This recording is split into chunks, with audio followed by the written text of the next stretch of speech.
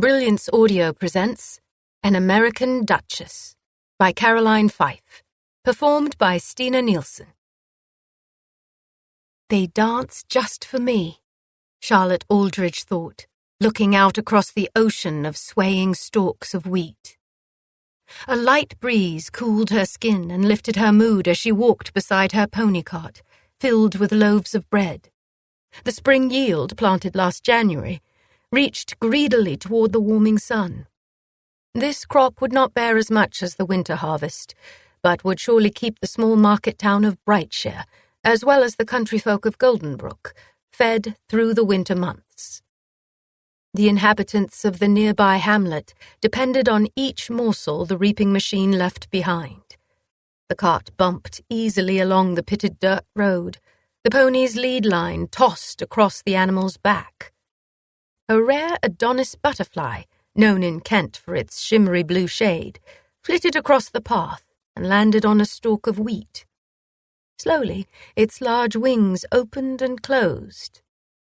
Charlotte stopped to watch, wondering how a silk dress in that exact hue would feel upon her skin. Feminine for one, impossible for another.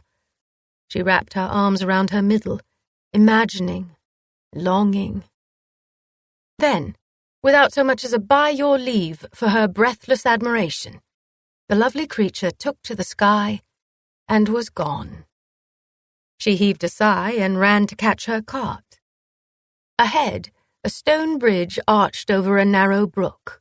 From there, the road leading to Ashbury Castle disappeared into forest land. It wasn't visible now, but what she knew from living in Brightshire her whole life was that the road through the forest would emerge into a great open expanse and the 500-year-old castle of the Duke of Brightshire. The tall square tower and checkerboard-patterned battlements were partly visible over the treetops. 2 flags fluttered in the breeze, one bearing the Duke's coat of arms, and the other Queen Victoria's. Charlotte sighed again.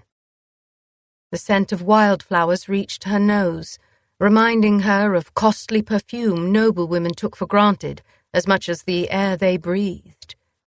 Did they know how lucky they were?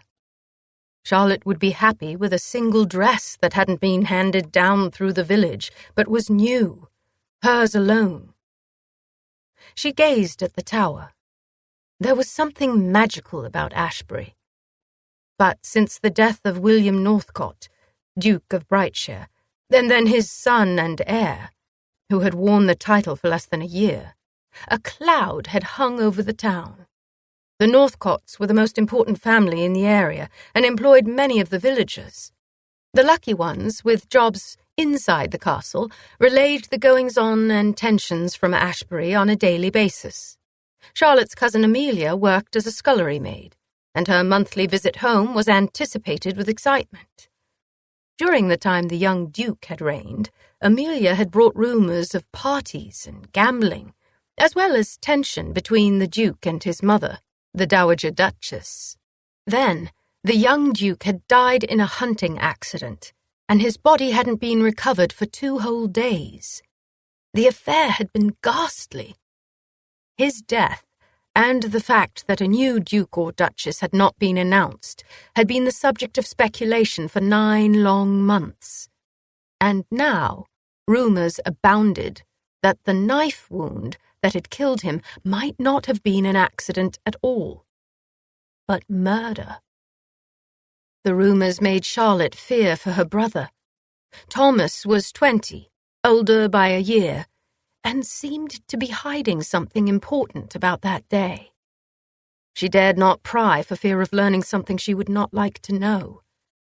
She'd heard from Amelia that the young Duke often went into the woods with his gun, sometimes just to shoot, and other times to hunt small game. That day, the word was he'd gone out alone. That same day, Charlotte had gone into Ashbury's woods, basket over her arm, in search of the wild mushrooms that grew around the lake, to use in the meat pies they sold at her family's bake shop. She'd seen movement across a large meadow and up the rise. 2 men, their backs to her, One was clearly the Duke, for his bright red cloak was like no other. He was tall and his wide shoulders distinctive. The other man wore a long duster, much like the one Thomas owned.